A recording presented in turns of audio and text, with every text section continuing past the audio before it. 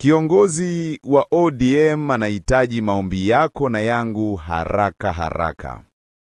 Jinsi hali inavyoendelea kuzua wasiwasi na ripoti zinazokinzana kuhusu afya ya huyu kiongozi mkongwe wa upinzani Raila Odinga, Jumuiya ya Orange Democratic Movement ODM imeitisha maombi maalum, huku mbunge wa Suba Kusini Karoli Omondi akiongoza wito huo Jumapili kwa kuwataka Wakristo wote nchini kumuombea Raila apone haraka, akisisitiza kwamba ustawi wa waziri mkuu huyo wa zamani ni suala la kitaifa kutokana na nafasi yake muhimu katika siasa za Kenya.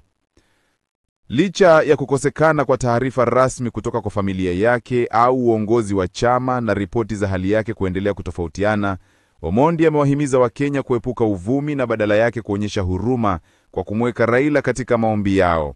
Ujumbe unaoakisi hisia za wafuasi wengi ambao wanaendelea kumtumia jumbe za matumaini na kumtakia hueni ya haraka kupitia mitandao ya kijamii.